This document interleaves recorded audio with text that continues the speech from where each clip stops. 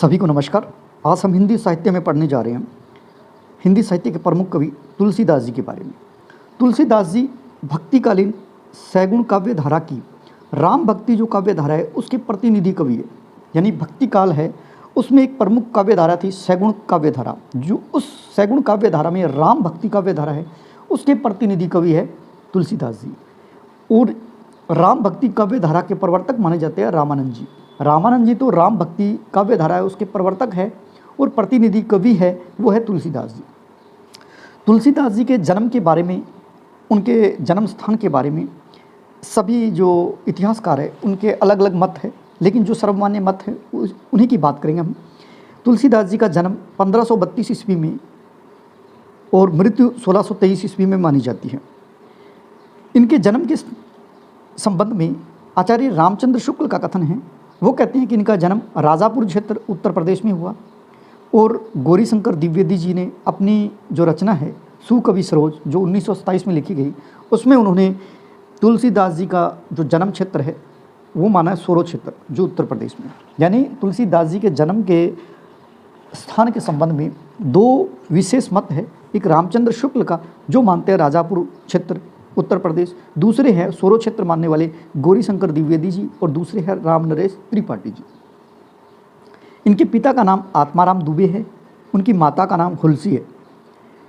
अब इनकी माता के संबंध में, इनकी माता कौन है, इनके संबंध में इन्हीं का एक लिखा हुआ पद है जिनकी दूसरी पंक्ति में इनकी माता का नाम आता है। देखिए तुलसीदास जी द्वारा लिखी गई प्रमुख पंक्ति, सूरती है नरती है नागपति है सब चाहती ऐसी कोई, गोद लिए हुलसी तुलसी सूत होए। इसमें जो दो पंक्ति दी हुई है, पहली पंक्ति तुलसीदास जी ने खुद लिखी है, सूरती है नरती है नागती है सब चाहती ऐसी कोई, गोद लिए हुलसी तुलसी सूत होए। ये जो दूसरी पंक्ति है जिसमें हुलसी और तुलसी दोनों लिखे हुए हैं ये रहीम जी की रचना है। यानी ये दो पंक्ति लिखी है उसमें पहली पंक्ति तुलसीदास जी ने खुद लिखी है और दूसरी पंक्ति है वो रहीम जी की लिखी हुई है। उक्त जनश्रुति के अनुसार गोसाई चरित्र है उसमें लिखा हुआ है कि तुलसीदास जी जब पैदा हुए थे तब वे 5 वर्ष के बालक के समान थे, यानी इतने बड़े थे जब वो पैदा हुए थे। और उनके पूरे दांत भी थे, यानी उनके दांत ना वो भी पूरे थे और वो रोए नहीं थे, केवल राम शब्द है उनके मुँह से सुनाई पड़ा था, ऐसा गोसाई चरित्र में लिखा हुआ है। 5 वर्ष तक दासी मुनिया ने इनका लालन पालन किया और उसके बाद में मुनिया का भी देहांत हो गया। देखिए जब तुलसीदास जी का जन्म हुआ था तो जन्म के कुछ दिन बाद ही माता हुलसी है उनका देहांत हो गया था। और माना भी जाता है और जनश्रुति है, वहाँ के लोग कह रहे हैं कि ये ऐसे नक्षत्र में पैदा हुए थे कि उनके घर में सर्वनाश हो गया। माना जाए तो माता है उनका देहांत हो गया, उनके बाद में इनके पिता आत्माराम दुबे है उनकी मृत्यु हो गई। और इस तरह के बच्चे को पाकर जो दासी चुनिया है उसमें लिखा हुआ है मुनिया और कई जगह लिखा है चुनिया, इसने इस बच्चे का लालन पालन किया। और वो जब घर लेके गई तो उनके पति ने भी कहा था कि इसको मत रखो, फिर भी मुनिया ने इस बच्चे को 5 वर्ष तक इसका ध्यान भी रखा, उसका लालन पालन भी किया और बाद में मुनिया का ही देहांत हो गया। अब बच्चा दर दर भटकने लगा, उसको कोई भी पालने वाला नहीं था, वो भिक्षा के लिए इधर उधर जाने लगा। जैसे तैसे जब भी गांव में उन जो जिस क्षेत्र में रहते थे उस क्षेत्र में उस बच्चे के बारे में जो जानते थे तो उनको भिक्षा भी नहीं देते थे कि ये आत्माराम दुबे जी का लड़का है, अच्छा ये तो वो है जिसने उस समय जब पैदा हुआ था अपनी माँ को भी मार दी, उसके बाद में पिता की भी देहांत हो गया, मतलब ये अच्छा नहीं है। और उसके बाद में इसका जो लालन पालन किया मुनिया ने उनका भी देहांत हो गया, इसलिए इसको अच्छा नहीं माना जाता था। ये बच्चा दर दर भटकने लगा। उसके बाद में गुरु जी, उनके गुरु का नाम है नरहरिदास जी, उन्होंने इस बच्चे को देखा और अपने पास रखा और राम कथा सुनाई और राम के बारे में इनको इस बच्चे को शिक्षा दी।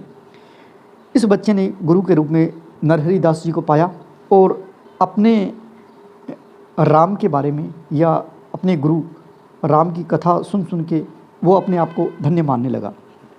गुरु नरहरिदास जी ने इनका जो नाम था राम बोला उससे बदलकर उसका नाम रखा तुलसी, यानी तुलसीदास जी है, इनके बचपन का नाम था राम बोला। बाद में इनका नाम तुलसीदास किसने लिखा? गुरु नरहरिदास जी ने। अब देखिए इनके दूसरे गुरु माने जाते हैं शेष सनातन। शेष सनातन क्या हुआ कि जब नरहरिदास तुलसीदास जी को काशी साथ लेकर गए थे, तो वहाँ से सनातन ने, यानी जो गुरु है दूसरे, इनकी प्रतिभा पर मुग्ध होकर शिष्य बना लिया। तो उन्होंने देखा बच्चा अच्छा है, समझदार है, कुछ चीज़ें जो बता रहे थे तो उनको समझ भी रहा था, तो उनको अच्छा लगा। उसके बाद में उन्होंने अपना शिष्य बना लिया और उन्हें वेद, वेदांग, दर्शन, इतिहास और पुराण की शिक्षा दी। यानी वेद, वेदांग, दर्शन और इतिहास, पुराण की शिक्षा देने वाले इनके गुरु का नाम है शेष सनातन। इसके बाद में ये वहाँ रहने लगे और लगभग 15 वर्ष तक काशी में रहने के बाद वो राजापुर आए। अब क्या हुआ कि वहाँ उनकी प्रसिद्धि भी अच्छी हुई, उनको ज्ञान भी अच्छा मिला और ये बच्चा प्रतिभाशाली था, ये मानिए। तो उन्होंने 10 या 12 या 15 वर्ष तक उन्होंने लगभग सभी वेद, वेदांग, दर्शन, इतिहास, पुराण इनमें शिक्षा प्राप्त कर ली थी। तो उनका नाम काफ़ी चला। तो किसी ने दीनबंधु पाठक से कहा कि आप अपनी बच्ची का विवाह इनसे कर दीजिए, और जो पंडित जी थे उन्होंने उस बात को स्वीकार किया और अपनी बच्ची रत्नावली का विवाह तुलसीदास जी के साथ कर दिया। यानी तुलसीदास जी, उनकी पत्नी का नाम है रत्नावली और ये रत्नावली है, इनके पिता का नाम है दीनबंधु पाठक। फिर क्या हुआ, ये अपनी पत्नी से बहुत प्रेम करता था। एक बार ये बिना पूछे ही अपने मायके चली गई थी, तो पीछे पीछे तुलसीदास जी भी इनके पीछे चले गए रत्नावली के। तो फिर रत्नावली ने इनको थोड़ा समझाया और उनको कुछ शब्द बोले। देखिए, पत्नी के बोले गए कथनों से तुलसीदास जी भक्ति योग की ओर उन्मुख हुए। उन्होंने ये कहा, लाज न आवत आपको दोरे आयहु साथ, दिक दिक ऐसे प्रेम को कहा कहो में नाथ। ऐसे जो रत्नावली हैं उनके शब्द थे तुलसीदास जी के लिए। फिर उन्होंने एक और जो पंक्ति है वो कही, अस्ति चरम मम देहमम तामे ऐसी प्रीति तैसी जे श्री राम है होती न तो भव भीति। उन्होंने ये कहा कि इस देह के लिए आप इतने प्रेम करते हो, यानी रत्नावली बोल रही है मेरे लिए आप इतना प्रेम करती है, अगर इतना प्रेम आप ईश्वर से करें, श्री राम से करें, तो आप इस भवसागर को भी पार कर सकते हो। तो ये बात तुलसीदास जी को घर कर गई या उनके अंदर लगी, तो उन्होंने उसी समय अपने आप को भगवान श्री राम के प्रति समर्पित कर दिया और चित्रकूट में तुलसीदास जी को राम की अलौकिक अनुभूति हुई। यानी तुलसीदास जी को है राम की अलौकिक अनुभूति हुई, वो चित्रकूट में हुई। उसके बाद में बात करते हैं, तुलसीदास जी की भक्ति पद्धति है वो दास्य भाव की है। आचार्य रामचंद्र शुक्ल और पंडित राम गुलाम द्विवेदी जी ने तुलसीदास जी की 12 रचनाएं प्रमाणिक मानी है। यानी आचार्य रामचंद्र शुक्ल और राम गुलाम द्विवेदी जी हैं, उन्होंने तुलसीदास जी की 12 रचनाएं हैं वो प्रमाणिक माने हैं, जिनमें 5 तो बड़ी रचनाएं हैं, 7 छोटी रचनाएं हैं। 5 जो बड़ी रचनाएं हैं उनमें number 1 Ram Gitavali, number 2 Ramcharit Manas, number 3 Ram Vinayavali यानी विनय पत्रिका, और नंबर 4 में आता है दोहावली, और नंबर 5 है कवितावली। इन सभी का जो रचना काल है वो भी क्रम वाइज पूछा जाता है। गीतावली है उसकी रचना 1571 में हुई थी, रामचरित मानस की रचना 1574 में हुई थी, और राम विनयावली यानी विनय पत्रिका है वो 1582 ईस्वी में, और दोहावली है 1583 में, और कवितावली 1612 ईस्वी में। इसके बाद में हम बात करते हैं कि इनकी 7 छोटी रचनाएं हैं, जैसे कृष्ण गीतावली 1571 में, रामलला नहचू 1582 ईस्वी में, पार्वती मंगल 1582 में, जानकी मंगल 1582 ईस्वी में, वैराग्य संदीपनी, ये संदीपनी मुनि हैं, वो भगवान श्री कृष्ण के गुरु थे, ध्यान रखें आप। यानी श्री कृष्ण के जो गुरु थे उनका नाम संदीपनी मुनि थे, वो 1612 ईस्वी में लिखी गई। रामाज्ञा प्रश्नावली 1612 ईस्वी में, और बरवे रामायण 1612 ईस्वी में। अब देखिए इन सभी की जो तारीख है यानी दिनांक जो आपको दी हुई है कि कौन सी ईस्वी में लिखी गई, वो तो आपको याद करनी है। इसके साथ में इनकी जो भाषा है यानी किस भाषा में लिखी गई है ये भी आप ध्यान रखें। जैसे जहाँ भी वली शब्द आए, वली लिखा हुआ है वली, वो सभी रचनाएं ब्रज भाषा में है। जैसे गीतावली, विनयावली, दोहावली, कवितावली, इन सभी की भाषा क्या है? ब्रज भाषा है। इसके अलावा जिसमें राम शब्द आता है और मंगल शब्द आता है, जिसमें राम और मंगल ये जहाँ शब्द आए तो समझना वो अवधी भाषा में लिखी हुई है, अवधी भाषा में। तो ये देखिए जो भी राम शब्द जिसमें है, जैसे रामचरितमानस अवधी भाषा में, इसके अलावा रामलला नहछु अवधी भाषा में, पार्वती मंगल या मंगल शब्द है तो अवधी भाषा में, जानकी मंगल अवधी भाषा में। तो ये थोड़ा ध्यान रखें। बरवे रामायण अवधी भाषा में। इस तरह से हमारी जो रचनाएं हैं वो कंप्लीट हो जाएगी। अब किस रचना में क्या कहा गया, तो इसमें थोड़ा सा जो मुख्य रूप से मेन है उसको आपको याद करना है। जैसे गीतावली है, वो ब्रज भाषा में लिखी हुई है 1571 में, क्लियर हो गया होगा। इसमें देखिए बाबा बेनी माधवदास द्वारा रचित एक मूल गोसाई चरित्र है, यानी बाबा बेनी माधवदास द्वारा रचित है मूल गोसाई चरित्र। उनके अनुसार गीतावली है वो तुलसीदास की प्रथम रचना मानी जाती है, यानी तुलसीदास जी है उनकी प्रथम रचना कौन सी है, गीतावली है। ये बात कहने वाले कौन है, बाबा बेनी माधवदास, उनके द्वारा रचित ग्रंथ कौन सा है, मूल गोसाई चरित्र। अब आपसे पूछा जाए कि मूल गोसाई चरित्र के अनुसार मूल गोसाई चरित्र के अनुसार तुलसीदास जी की कौन सी रचना है जो प्रथम रचना मानी जाती है, तो आपका उत्तर होना चाहिए गीतावली। उसके बाद में देखिए कृष्ण गीतावली है, वो सूरदास की भ्रमर गीत, यानी सूरदास जी है उन्होंने भ्रमर गीत लिखा था, उन्हीं का निर्वहन इसमें किया गया है। उसके बाद में रामलला नहछु होता है विवाह, राम जी का जो विवाह हुआ था उसमें जो गीत गाए गए थे उन्हीं को इसमें सोहर छंद के माध्यम से इसमें 20 छंद लिखे हुए हैं, किसमें, रामलला नहछु में। इसके बाद में रामाज्ञा प्रश्नावली है, इसमें जो भाषा है उसमें कई जगह अवधी लिखा हुआ है, कई जगह ब्रज लिखा हुआ है। जहाँ तक मेरा मानना है अवधी भाषा में है। और ये जो रचना है रामाज्ञा प्रश्नावली, ये पंडित गंगाराम ज्योतिष के आग्रह पर तुलसीदास जी ने लिखा था रामाज्ञा प्रश्नावली। इसके बाद में बरवे रामायण है, इसकी रचना अवधी भाषा में है और बरवे छंद में ये लिखी गई है। और ये जो रचना है वो रहीम जी के आग्रह पर रचित है, यानी रहीम जी ने तुलसीदास जी को कहा था कि आप बरवे छंद में कुछ रचें, तो उन्होंने बरवे रामायण है वो लिखा और बरवे छंद है उसमें 19 मात्राएं होती है। अब आगे देखिए बाबा बेनी माधवदास जी ने स्वरचित जो उनका ग्रंथ है उनका नाम है मूल गोसाई चरित्र। रचना में इनके ग्रंथों की संख्या 13 मानी है। देखो अभी तक हमने कितने किए, 12, और 12 मानने वाले कौन हैं, राम गुलाम द्विवेदी जी और आचार्य रामचंद्र शुक्ल। तुलसीदास जी की प्रमुख जो 12 रचनाएं प्रमाणिक मानी हैं वो मानने वाले रामचंद्र शुक्ल और राम गुलाम द्विवेदी जी। इसके अलावा जो 13 रचनाएं मानते हैं वो मानने वाले हैं बाबा बेनी माधवदास जी, जिसमें कवितावली है उसका उल्लेख भी नहीं है। ठाकुर शिव सिंह सेंगर जिनकी रचना है शिव सिंह सरोज, उसमें तुलसीदास जी के ग्रंथों की संख्या 18 मानी है। तो आपसे पूछा जाए कि शिव सिंह सरोज में तुलसीदास जी की कितने ग्रंथों की संख्या मानी गई है, यानी प्रमाणिक मानी है, तो वो है 18। मिश्र बंधु विनोद है, यानी मिश्र बंधु है और मिश्र बंधु विनोद उनकी रचना है।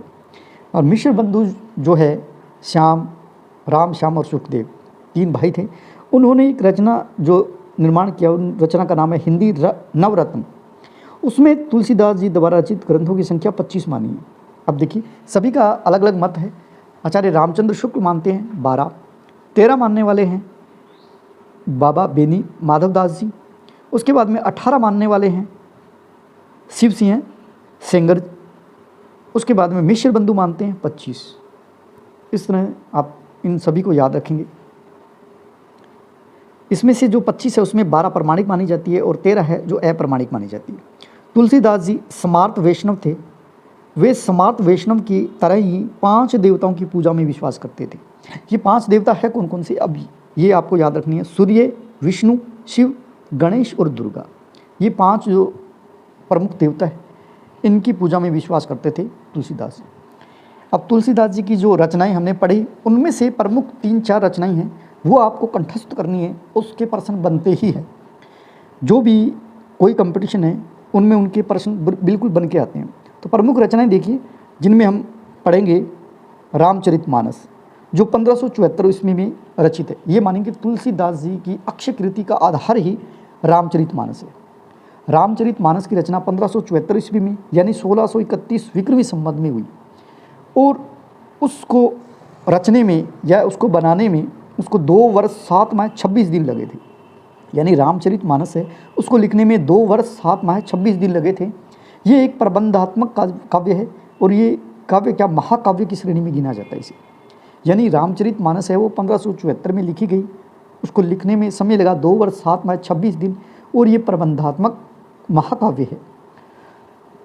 और ये लिखने के बाद में सबसे पहले रामचरितमानस है वो रसखान को सुनाई थी। यानी ये प्रश्न भी बहुत बार आया है नेट JRF में, उसमें पूछा गया है तुलसीदास जी ने सबसे पहले रामचरितमानस है वो किसको सुनाई थी? वो रसखान को सुनाई थी। जो रामचरितमानस है उसकी भाषा कैसी है? अवधी। और आप याद करके आए हो जिसके पीछे राम या मंगल लगा हो, राम या मंगल शब्द आए किसी भी रचना में, तो वो रचना अवधी भाषा में है। इस रचना का विभाजन यानी 7 कांडों में है। इसके 7 कांड है और प्रत्येक कांड के प्रारंभ में संस्कृत भाषा है उसका प्रयोग किया गया है। यानी प्रत्येक कांड में संस्कृत भाषा है उसका प्रयोग किया गया है। शैली है इसकी चौपाई, और इसके साथ साथ में दोहा और कवि शोरठा उसका प्रयोग किया गया है। अब देखिए 7 कांड कौन कौन से है, आपको सातों के सातों कांड क्रम वाइज याद करने हैं। कौन कौन से है? पहला सबसे बड़ा कांड है उसका नाम है बाल कांड। उसके बाद में अयोध्या कांड, तीसरा कांड है अरण्य कांड, चौथा है किष्किंधा कांड जो कि सबसे छोटा कांड है। यानी इसके भाग मानो, इसका पहला भाग है बाल कांड, वो सबसे बड़ा है, और सबसे छोटा है किष्किंधा कांड जो कि चौथा कांड है। उसके बाद में सुंदर कांड, फिर लंका कांड, फिर उत्तर कांड। इस तरह से रामचरितमानस है उसके 7 कांड है। प्रसंग के अनुकूल सभी रसों का प्रयोग किया है। यानी इस रचना में रामचरितमानस में लगभग सभी रसों का प्रयोग है, परंतु जो प्रमुख रस है वो है शांत रस की प्रधानता है इसमें। रामचरितमानस को भारत की बाइबल कहा जाता है। ये कहने वाले है आचार्य हजारी प्रसाद द्विवेदी। यानी हजारी प्रसाद द्विवेदी जी ने रामचरितमानस के बारे में कहा है ये भारत की एक बाइबल है। उसके बाद में इनकी एक और प्रमुख रचना है उसका नाम है विनय पत्रिका जो कि 1582 ईस्वी में लिखी गई थी। कुल पद इसमें 279 है। भाषा इसकी ब्रज है, शैली है गीति शैली। इस रचना से तुलसीदास जी के स्वयं के बारे में उल्लेख प्राप्त होता है। कुछ इतिहासकार कहते हैं कि अगर राम को जानना है, तुलसी के राम को जानना है तो आप रामचरितमानस पढ़ें, लेकिन अगर स्वयं तुलसी को जानना है तो क्या पढ़ें? विनय पत्रिका। यानी अगर राम को जानना है तो रामचरितमानस पढ़ेंगे, और तुलसीदास जी को जानना है तो क्या पढ़ें? विनय पत्रिका। तो विनय पत्रिका है उसमें कुछ लाइनें हैं जो बहुत बार पूछी गई है। उसकी प्रमुख लाइनें जैसे अब लो नसानी अब न नसे हो, ये जो लाइन है वो कहाँ से ली गई है? विनय पत्रिका में। केशव कहीं न जाई का कही, ये लाइन है वो कहाँ से ली गई है? विनय पत्रिका में। जाके प्रिय न राम विदेही वेदेही, ये भी जो है लाइन वो कहाँ से ली गई है? विनय पत्रिका में। अब देखिए इनकी एक और प्रमुख रचना है वो है कवितावली। कवितावली है उसका रचना काल 1612 ईस्वी में। शैली है कवित सवैया शैली, यानी उसमें कवित और सवैये का प्रयोग किया गया। कुल पद है 325 और भाषा इनकी ब्रज भाषा। और मैंने ये भी बताया कि वली जहाँ शब्द आए तो समझ लेना उसकी भाषा कौन सी होगी? ब्रज भाषा होगी। और जहाँ राम और मंगल शब्द आए तो वहाँ कौन सी भाषा है? वो है अवधी भाषा। कवितावली है उसकी रचना 1612 ईस्वी में, और इसमें भी 7 कांड है। और सबसे बड़ा कांड है इसमें उत्तर कांड जिसमें 183 छंद है, और 2 कांड ऐसे हैं जिसमें एक एक छंद ही है। इस कवितावली में कलयुग का प्रभाव है उसका वर्णन किया गया है। यानी कलयुग ने पूरे संसार को किस तरह से अपने वश में कर रखा है उसके बारे में इसमें बहुत ही अच्छी तरह से बताया गया। तुलसीदास जी की अंतिम रचना भी मानी जाती है। यानी पहली रचना गीतावली को मानते हैं तो अंतिम रचना है वो कवितावली को मानते हैं। इसमें लंका दहन है उसका वर्णन बहुत ही उत्कृष्टतम किया गया है। इसलिए कुछ कहते हैं कि शायद तुलसीदास जी ने कहीं ना कहीं आग कहीं लगी होगी तो वो प्रत्यक्ष उन्होंने देखी होगी, इसीलिए इसमें इतना अच्छा वर्णन कर पाएंगे, ऐसा भी कहते हैं। इनकी एक प्रमुख लाइनें हैं कवितावली की जो अक्सर पूछी जाती है, जैसे गोरख जगायो जोग भक्ति भगायो लोग, ऐसा लिखा हुआ है कवितावली में। और इसमें वर्णन जो किया गया है वो तुलसीदास जी द्वारा वर्णन किया गया। यानी ऐसे लगता है गोरखनाथ जी की है, लेकिन ये गोरखनाथ जी की रचना नहीं है, ये तुलसीदास जी ने कहा है गोरख जगायो जोग भक्ति भगायो लोग। यानी गोरखनाथ जी हैं उन पर टिप्पणी की गई है तुलसीदास जी द्वारा। राम का रूप निहारती जानकी कंगन के नग में परछाई, ये लाइन भी कवितावली से ली गई है। यानी ये दोनों लाइनें मोस्ट इंपॉर्टेंट है, बहुत बार पूछी गई है। इसके बाद में तुलसीदास जी है